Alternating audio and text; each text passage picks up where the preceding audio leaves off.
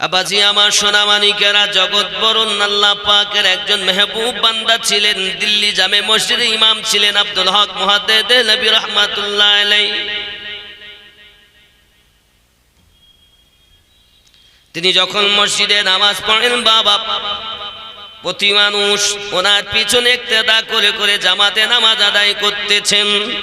হঠাৎ করে একজন মুসল্লি দিল্লি শাহে জামে মসজিদের ইমাম সাহেবকে বলছেন, হুজুর আমি আপনার পিছনে ইক্তেদা করে নামাজ পড়ি, মনে বড় সাদ জাগে, আমি একটু আপনার চেহারা দেখতে পাই না, আসেন নামাজ পড়িয়ে চলে যান। কিন্তু ইমাম যিনি, তার চেহারা দেখতে পেলাম না, একবার যদি আপনার চেহারা আমাকে দেখাতেন হুজুর। দিল্লি জামে মসজিদ ইমাম সাহেব বলছেন, তোমার বড় সাদ আমাকে দেখার, ঠিক আছে বাবা, সামনের জুমাতে তুমি আসবে, আগামী জুমাতে কি করবে একটু জোরে বলো, আসবে। ইমাম সাহেবের কথা শোনার পরে তিনি আগে ভাগে গোসল গায়রা করে সুন্দর পোশাক পরিহিত অবস্থাতে মসজিদ দিল্লি জামে মসজিদে আপনার উপস্থিত হয়েছে। যেখানে ইমাম সাহেব আসবেন যে রাস্তা দিয়ে, ঠিক ওই রাস্তাতেই মুয়াজ্জিনের একটু সাইডে যাই আপনার কিনা বসে গিয়েছে ইমাম দিল্লি শাহে মসজিদ জামা মসজিদের ইমাম শাহ আব্দুল হক মুহাদ্দিস দেহলভী রাহমাতুল্লাহ আলাইহি। তিনি এই ভারতবর্ষে প্রথম হাদিস এনেছিলেন। এই ভারতে ইসলাম প্রচার করেছেন খাজা গরিব নওয়াজ, হিন্দুস্তানের বাদশাহ খাজা গরিব নওয়াজ। আর হিন্দুস্তানের প্রথম মুহাদ্দিস শাহ আব্দুল হক মুহাদ্দিস দেহলভী। জোরে বলুন সুবহানাল্লাহ। কথা বুঝতেছেন নাকি? দুনিয়ায় আর কারো বাদশাহী চলবে না ভারতে। ভারতে একজনই বাদশাহ, তিনি খাজা গরিব নওয়াজ। যত বাদশাহ আসবে তার নিচে থাকবে।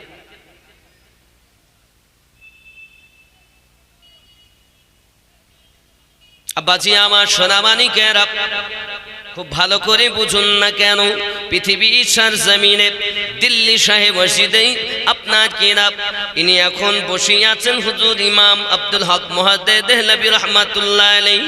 তিনি যখন নামাজের জন্য মসজিদে আগমন করেছেন, সাথে প্রহরী,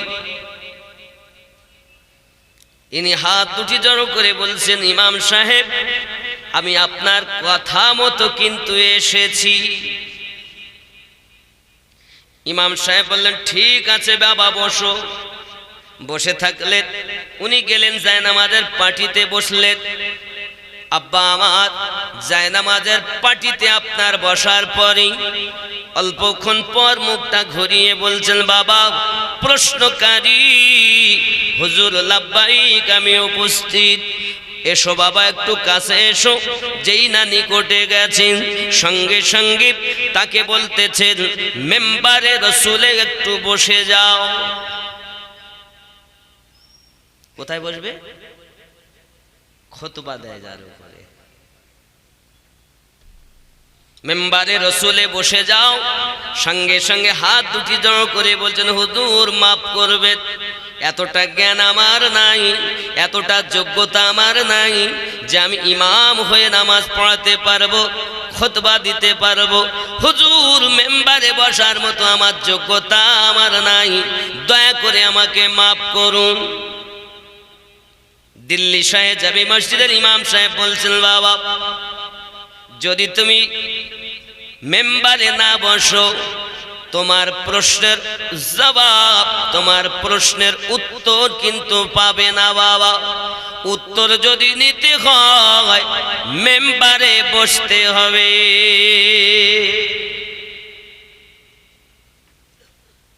আমি তোমাকে নামাজ পড়াতে বলিনি, খুতবা পড়তে বলিনি, মেম্বারে বসো উত্তরের জন্য।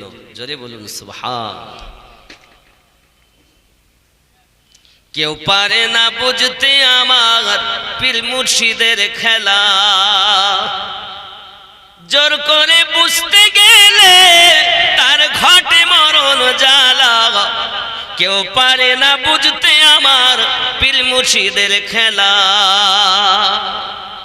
বলে 36 বছরেও কারো জ্ঞান আঁখি ফোটে না, 6 মাসেরও কালে আবার পায় যে 16 আনা। যারে ইচ্ছা তারে দিয়া মিলায় তহিদের মেলা, কেউ পারে না বুঝতে আমার খাজা পিয়ার খেলা। জোরে বল, তুমি কি অর্জন করেছো? আল্লাহর ওলি তোমার ভাই? চোর কোথাকার। আল্লাহর ওলির দরবারে যদি যেতে হয়, দুটো জিনিস আপনাকে নিয়ে যেতে হবে। কি? এক, অগাধ বিশ্বাস, আর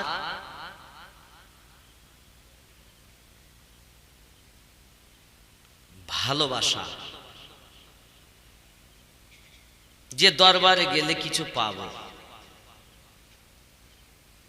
মাওলানা হয়ে যেও না, মুফতি হয়ে যেও না, মুহাদ্দিস হয়ে যেও না, হাফিজ কোরআন সেজে যেও না, কারি হয়ে যেও না, বড় বক্তা হয়ে যেও না।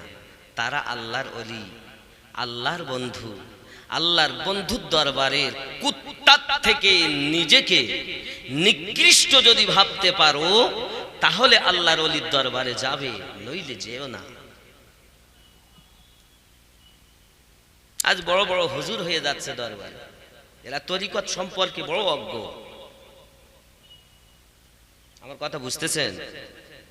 রাগ হচ্ছে আমার কথা? আপনারা তো পীরের দরবারে যাওয়া আশা করেন না, করেন না? অনেকেই তো আবার বলছে পীরের দরবারে যাব কেন গো, শিরক বেদাত, এই ডিগ্রি তাদের। কিন্তু আপনারা বলুন, আমরা যখন নামাজ পড়ি, নামাজে গিয়ে আমরা আল্লাহর কাছে কামনা করি। বহু বক্তব্য দিয়েছি, আমি খালি একটা আয়াত থেকে আপনাদের বলবো। কি বলি? হাত জড়ো করে, ইহদিনাস সিরাতাল মুস্তাকিম সিরাতাল্লাযীনা আন'আমতা আলাইহিম। আয় আল্লাহ, আমাদিগকে সোজা সরল সঠিক পথে প্রচালিত করো।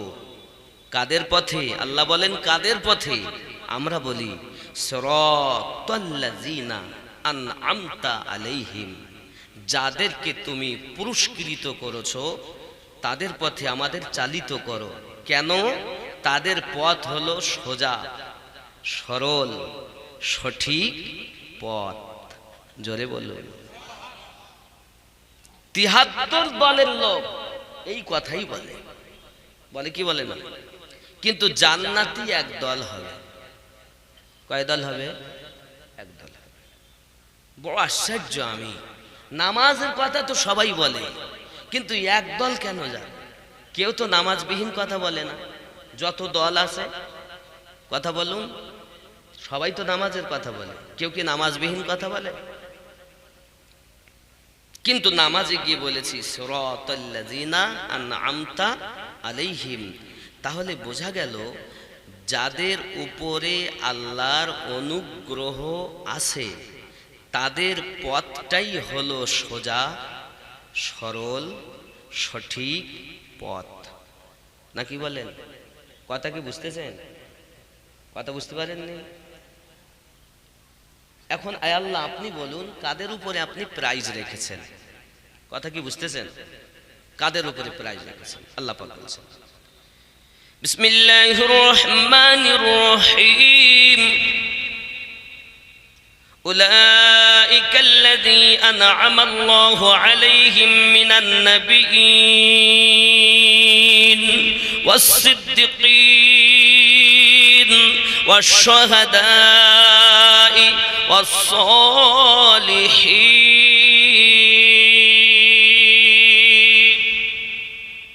কয় শ্রেণী? কয় শ্রেণী? কে বলেছেন? আল্লাহ। এ তো আমিনউদ্দিন বলিনি। কে বলেছেন? আল্লাহর কথা মানতে হবে তো। কয় শ্রেণী? 4 শ্রেণী। 1 নাম্বার নবীগণ। যত নবী আল্লাহ পাঠিয়েছেন সকলের উপরে আল্লাহর দয়া অনুগ্রহ আছে না নাই? যত নবী আল্লাহ পাক পাঠিয়েছেন সমস্ত নবীদের ভিতরে শ্রেষ্ঠ নবী কাদের নবী? জোরে বলুন কাদের নবী? হাত উঠিয়ে বলুন, আরো জোরে বলুন। আল্লাহ কবুল করুন।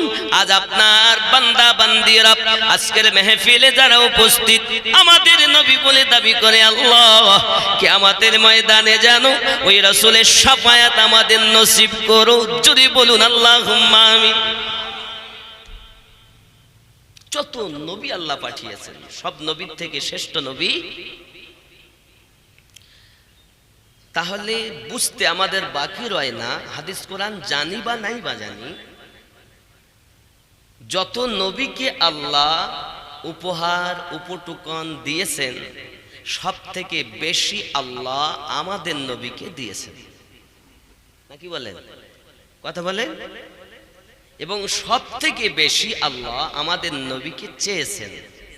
আদম পয়গম্বর থেকে নিয়ে ঈসা নবী পর্যন্ত কোন নবীর উপরে আল্লাহ দরুদ পড়েন না, কিন্তু আমাদের নবীর উপরে আল্লাহ দরুদ পড়েন।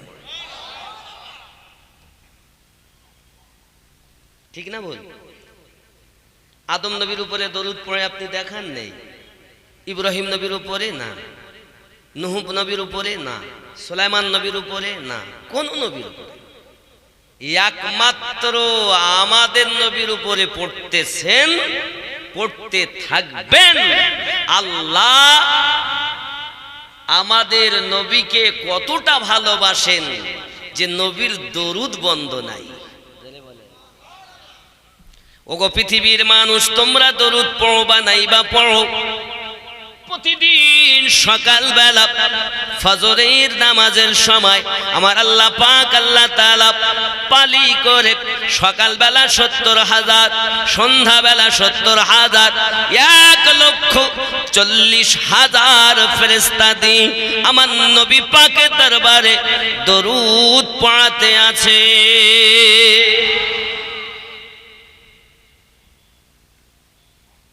আপনি পড়লে বাকি, না পড়লেও বাকি। আপনি পড়লে আপনার লাভ, আমার নবীর কিছু কমবেও না বাড়বেও। কিন্তু আমার নবী পাকের একটা ব্যথা লাগবে অবশ্যই। এই যুবকেরা, আমার আপনার নবী বলেন, উম্মতেরা, তোমাদের যখন কোনো কিছু অসুবিধা হয়, তোমার মা, তোমার বাপ, তোমার বন্ধু, তোমার আপনজন যত কষ্ট না পায়, সব থেকে বেশি আমি নবী কষ্ট পাই। ও যুবকেরা, এই জন্য তো আমাদের নবী দুনিয়ায় এসে আমাদের জন্য কেঁদেছেন, 63টা বছর কেঁদেছেন। বাবা আজ মদিনার মাটিতে কাঁদতেছে। যত পারো নবীকে ভালোবাসো, নবী পাকের রওজাতে যাওয়ার জন্য আল্লাহর কাছে দোয়া করো।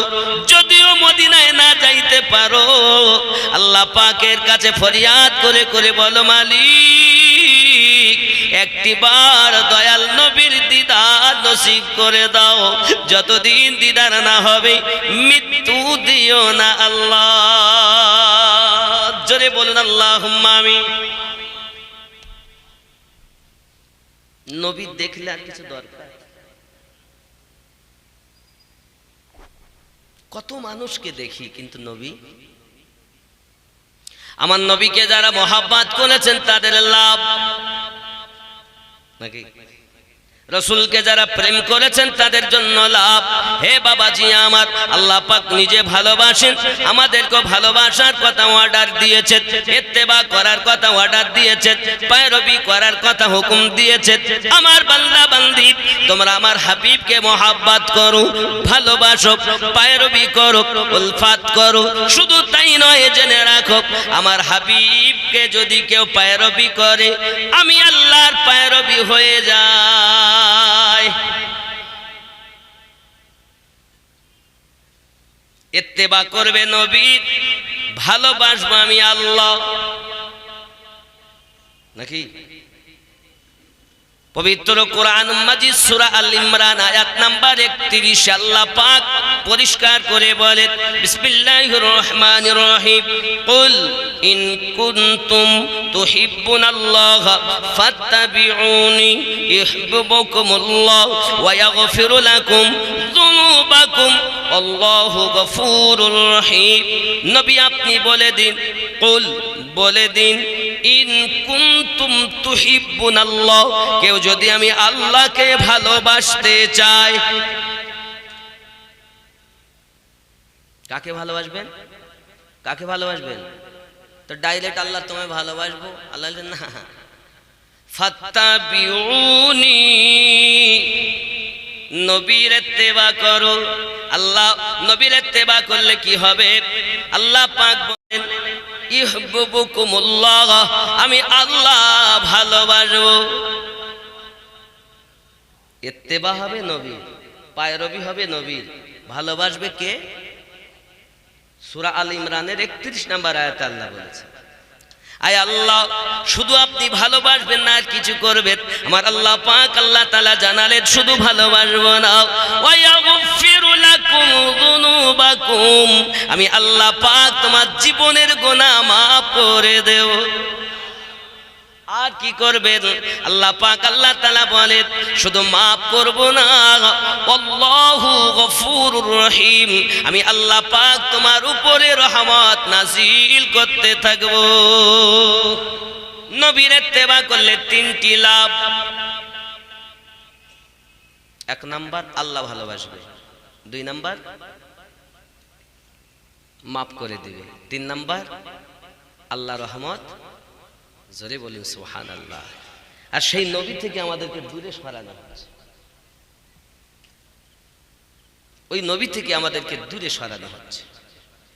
আব্বাজি আমার সোনা মানিকেরা, নবী পাক সাল্লাল্লাহু আলাইহি ওয়াসাল্লামকে মহব্বত করুন, ভালোবাসুন, দিল জান দিয়ে মহব্বত করুন। যারা প্রেম করেছেন প্রত্যেকেই লাভবান হয়েছে, কেউ ক্ষতিগ্রস্ত হননি। এই যুবকেরা আমার, আমি নবী পাকের কথা আপনাদের শোনাবো, তবে একটুখানি ব্যাখ্যা আপনাদেরকে আরো যাই। 1 নাম্বার নবী, সমস্ত নবীর উপরে। 2 নাম্বার সিদ্দিকীন, সত্যবাদী গণের উপরে। 3 নাম্বার শহাদাই, শহীদ গণের উপরে। দিনের জন্য যারা শহীদ হয়েছে তাদের উপরে।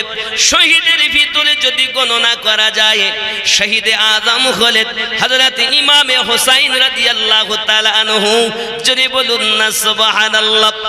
আজ কারবালার মাটিতে যদি ইমাম পাক নিজের গর্দান কাটিয়ে না দিতেন, আওলাদকে যদি কুরবানি না দিতেন, আজ আপনি পৃথিবীর জমিনে এই মেহফিলে বসতে পারতেন না। মসজিদে আযান হতো না, নামাজ হতো না। আজ মসজিদে আযান আমাদের মেহফিল একমাত্র ইমাম হুসাইন পাকের সাদকা। ইসলামের গোড়া বলছে আপনাদের। ও আমার জওয়ান যুবক সোনামানিকেরা, ইমাম পাক রাদিয়াল্লাহু তাআলা আনহু, তার উপরও আল্লাহ পাক প্রাইজ দিয়েছেন। ছোট্ট করে আপনাদেরকে বলি বাবা, হযরতে আব্দুল্লাহ ফারুকে আযম ওমর রাদিয়াল্লাহু তাআলা আনহুর বেটা আর ইমামে হুসাইন, 2 ভাই একদিন আপনার খেলছেন। হঠাৎ করে আপনার দেখেন আব্দুল্লাহ খেজুর গাছে উঠে খেজুর খাচ্ছেন। সঙ্গে সঙ্গে হুসাইন পাক বলছেন, একটা খেজুর আমাকে দাও, খেজুর একটু আমার দিকে দিলে ভালো হতো। 2টি বর্ণনা, কেউ বা বলেছেন ইমাম পাক আর হযরতে আব্দুল্লাহ 2 জন আপনার খেলছেন, এমন সব প্রতিযোগিতামূলক দৌড় শুরু হয়েছে। তুমি দৌড়ে যাও, দৌড় লাগাবে, যে ওখানে আগে যেতে পারবে সে জিতে যাবে। আব্বাজি আমার সোনামানিকেরা, এমন সময়তে দেখা গেল ইমাম পাক বললেন, আয় আব্দুল্লাহ, তুমি আমার কথা কি শোনো না? দেখো ওই জায়গায় দৌড় লাগাতে হবে, গোলামের বেটা গোলাম। খেজুর গাছে উঠে খেজুর দিচ্ছে। আমি দুটি বর্ণনাই বলছি। এখন ভালো উনি না দিয়ে খারাপ খেজুর দিচ্ছেন। ইমাম পাক বলছেন দেখো ভালো তুমি খাও, এই জন্য তো তোমাকে বলি গোলামের বেটা গোলাম ভালো দেখে দাও। যেই কিনা বলেছেন গোলামের বেটা গোলাম, আমিরুল মুমিনিনের পুত্র, অর্ধ পৃথিবীর খলিফার বেটা, রাগ হওয়াটা স্বাভাবিক। প্রধানের ছেলে হলে তার বাহার কত, এমএলএ এমপির হলে তার কত, আর যদি ভারত সরকারের হয়, ভারত ছোট্ট একটা দেশ, আর আমিরুল মুমিনিন হলেন অর্ধ পৃথিবীর খলিফা। জোরে বলুন সুবহানাল্লাহ। তার বেটা একটু গরম তো থাকবেই। সঙ্গে সঙ্গে উনি বলছেন আমাকে আপনি গোলামের বেটা বললেন, চাকরের বেটা চাকর বললেন, এই জন্য আপনার সঙ্গে আর কথা নাই, আগে আপনার এই কথার বিচার হবে। আমার আব্বা বিচার সঠিক করেন, উনি যদি আজ বিচার সঠিক করেন, আগে বিচার হবে তারপরে কথা। ঠিক আছে যাও। আর ইনি তো আওলাদে রাসূল। আরে যাদের উপরে আমরা নামাজ পড়ি তো বলি, এখনই নামাজ পড়েছেন, কি পড়েছেন? আল্লাহুম্মা সাল্লি আলা মুহাম্মদ ওয়া আলা আলে মুহাম্মদ। আয় আল্লাহ দরুদ ও সালাম বর্ষণ হোক মুহাম্মদ সাল্লাল্লাহু আলাইহি ওয়াসাল্লামের উপরে এবং তার আলে পাকের উপরে, আলীর উপরে, ফাতেমার উপরে, হাসানের উপরে, হোসাইনের উপরে। আমরা নামাজে দরুদ পাঠাই, তারপর নামাজ সঠিক হয়। যদি বলুন, তুমি যদি বলো আলে পাককে মানবো না, তাহলে নামাজে তুমি ও আলা আলে মুহাম্মদ কেটে দাও।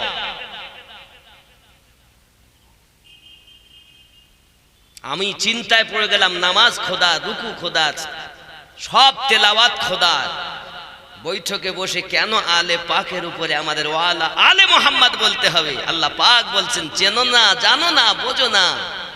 আমি আল্লাহকে পেতে গেলে তাদের মাধ্যম দিয়ে পেতে হবে। নামাজকে সঠিক বানাতে গেলে ও আলা আলে মুহাম্মদ পড়তে হবে। পড়ো তো মুখে, কিন্তু বোঝো না কি পড়তেছ।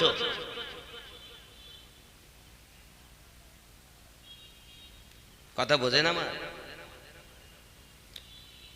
শুধু তাই নয় বাবাজি আমার, ইমাম পাক সহ সকালবেলা দরবারে আপনার আব্দুল্লাহ বিচার নিয়েছেন। পিতা গো, আপনি আমার বিচার করুন, কি অভিযোগ এনেছেন?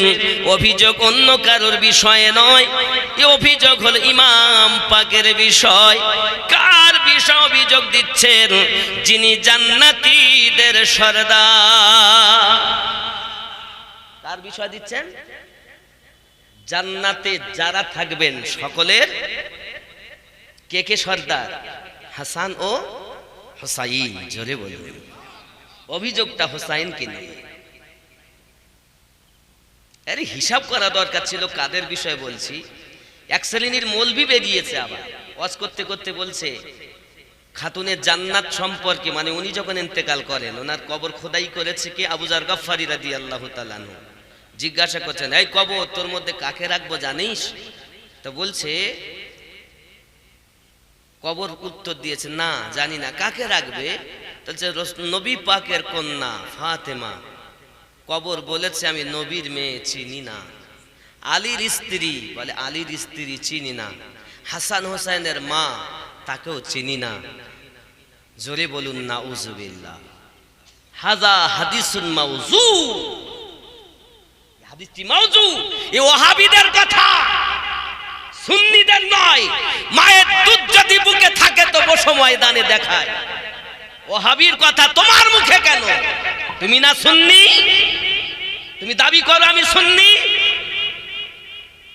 গোল জামা পরলে আর মিলাদ কিয়াম করলে সুন্নি হয় না।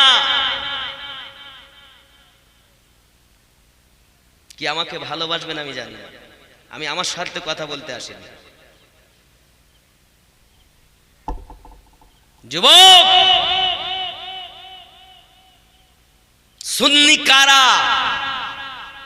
দুনিয়ার কোন মোল্লাকে জিজ্ঞাসা করব না, রাসূলুল্লাহ আপনি বলুন সুন্নি কারা? সুন্নি চিনতেছেন গোল জামাতে?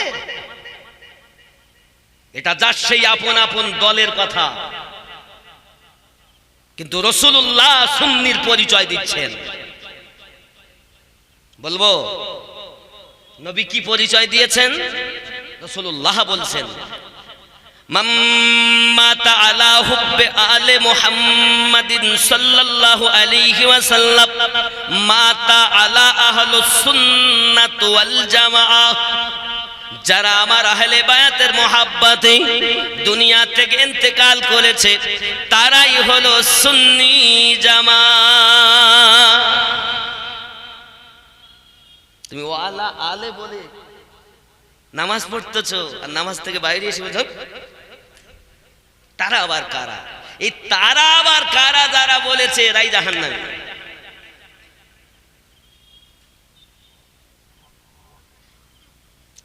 তাহলে সুন্নি কারা? আহলে বায়াতকে যারা মহাব্বত করেন আর সেই মহাব্বত নিয়ে যারা কবরে গেছে, ঘোষণা কার? রাসূলে পাকের। কার? রাসূলে পাকের ঘোষণা। আল্লাহ পাক রব্বুল ইজ্জাত ঘোষণা দিয়েছেন। আল্লাহর ঘোষণাটা শুনবেন। এই বললাম নবীর ঘোষণা, আল্লাহর ঘোষণাটা বলবো। আল্লাহর ঘোষণা 42 নাম্বার সূরা। কয় নাম্বার সূরা? 42 নাম্বার সূরা, 23 নাম্বার আয়াত। আল্লাহ পাক বলছেন, বিসমিল্লাহির রহমানির রহিম, কুল লা আসআলুকুম আলাইহি আজরান ইল্লাল মাওয়াদ্দাতা ফিল কুরবা। নবী আপনি বলে দিন, আমি যাহা কিছু তোমাদেরকে দিয়েছি তার বদলা কিছু তলব করি না। তার নবী কি দিয়েছেন? নবী কি দিয়েছেন? আমাদের কিছু দিয়েছেন না দেননি? দিয়েছেন না দেননি? আরে বাবা, আল্লাহ কোরআন দিয়েছেন নবীর কাছে, আমাদের কাছে দিয়েছেন। নবীর জন্য তো আমরা কোরআন পেয়েছি। কথা বলেন না কেন? আমি এইসব কথা বলি বলে আমার দুশ্মন বেশি, প্রেমিক কম। আমার কেউ দেখতে পারে না, তাতে আমার যায় আসে যায় না। কে আমারে ভালো বললো বললো না, আমার যায় আসে যায় না। আমাকে গুলি করবা করো, তবে অনুরোধ করব যদি আমার অবুঝ হয় তাহলে তুমি আমাকে বুঝিয়ে দাও যে তোমার করে নাও, হয় তোমার করে নাও, নইলে আমার হয়ে যাও।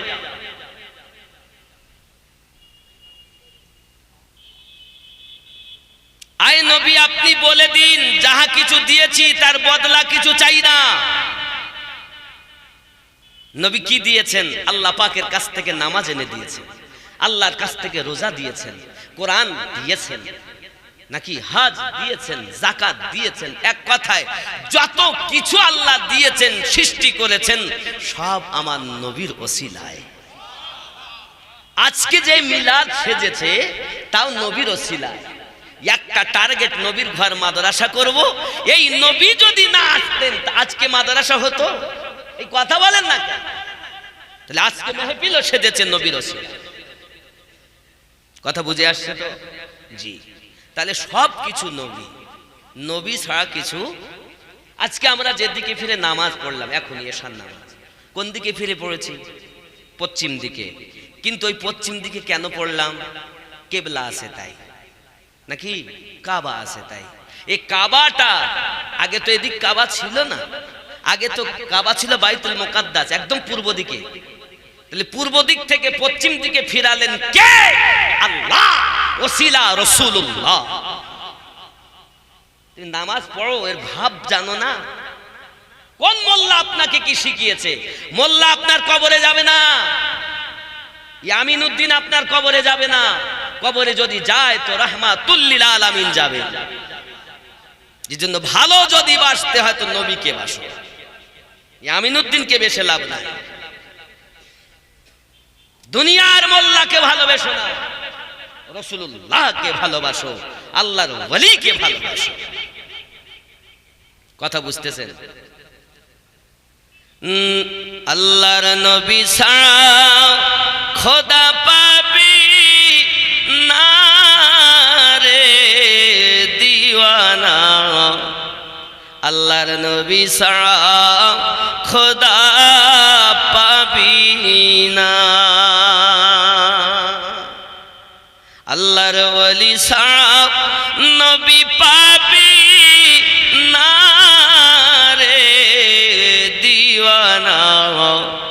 আল্লাহর ওলি ছাড়া নবী পাবি না।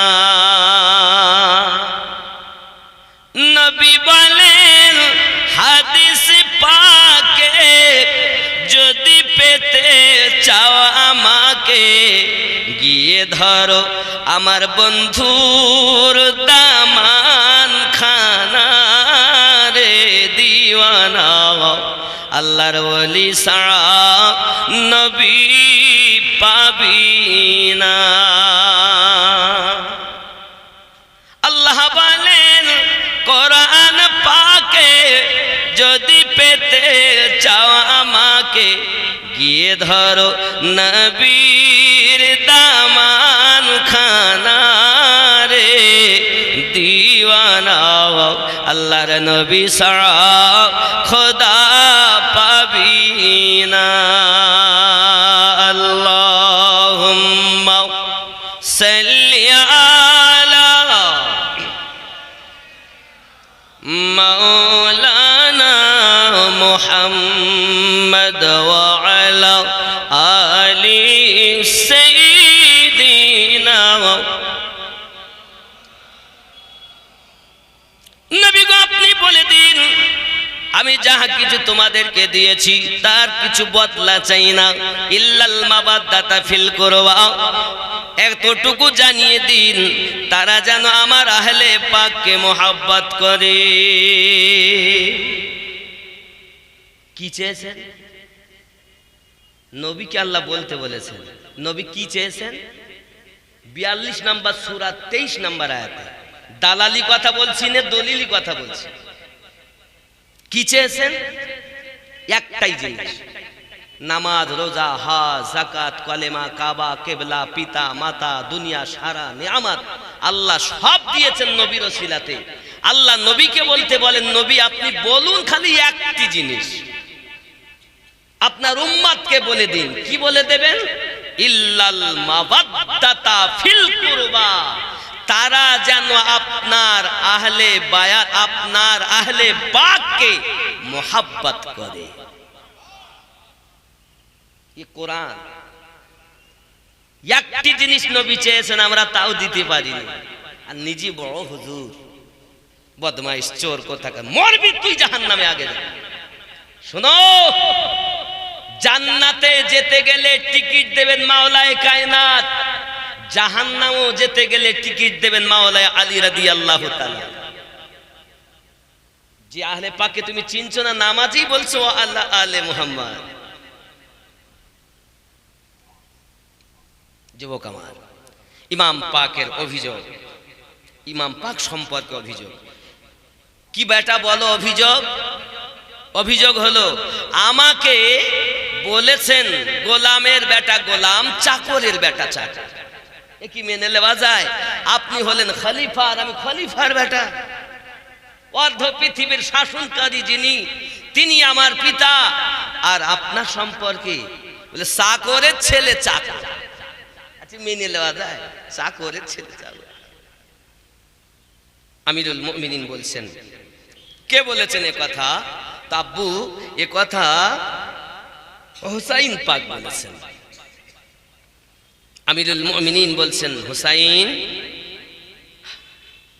লাব্বাইক সাদাইক, বলুন আপনি যে কথাটি বলেছেন এই কথাটা কি আপনি লিখে দিতে পারবেন? আব্দুল্লাহ মনে করছে আজ তো বিচার হবে। যিনি নিজের বেটাকে পর্যন্ত বকশান নেই, তার মতো শাসনকর্তা হিসাব, এত সুন্দর বিচার কে করেছে আজ দুনিয়ায়? আজকে তো বিচার ক্ষমতা যেদিকে, টাকা যেদিকে, ওই দিকে লোক, হকের দিকে নাই। আছে? আমিরুল মুমিনিন রাদিয়াল্লাহু তাআলা বলছেন, আয় ইমাম পাক, আপনি কি লিখে দিতে পারবেন? ইমাম হুসাইন পাক বলেন, পারবো, 100 বার পারবো। তা লিখে দিলেন। কি দিলেন? আমার নানু মুহাম্মাদুর রাসূলুল্লাহ সাল্লাল্লাহু আলাইহি সাল্লামের গোলাম আমিরুল মুমিনিন রাদিয়াল্লাহু তাআলা আনহু, তার বেটা আব্দুল্লাহ, গোলামের বেটা গোলাম ইতি হুসাইন। আর জোরে বলুন না। এই কথা যখন লিখে দিয়েছেন, আব্বা আমার লিখে দেওয়ার সাথে সাথে ওই কাগজটা আমিরুল মুমিনিন নিয়েছেন, নিয়েই সিংহাসন ছেড়ে ইমাম হোসাইনের কদমে কদম বুসি করেছেন।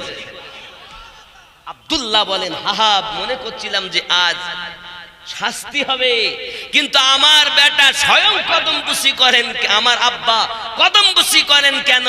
সঙ্গে সঙ্গে বলছেন, বেটা আব্দুল্লাহ তুমি বুঝলে না, নবী ঘোষণা করেছেন যে আমি ওমর জান্নাতি, কিন্তু কবরে যখন যাব মুনকার নাকির যদি আসে তো আমি সার্টিফিকেট দেখিয়ে দেব, দেখো রাসূলে পাকের নওয়াসা, তিনি আমাকে সার্টিফিকেট দিয়েছেন আমি নবীর গোলাম, গোলামের কাছে কোনো প্রশ্ন নাই।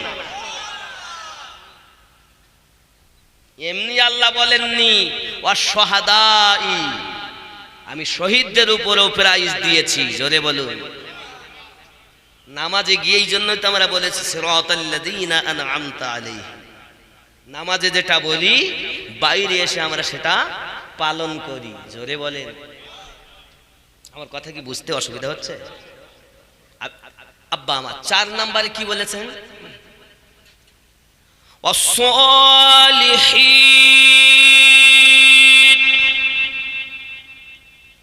নেককার ব্যক্তি।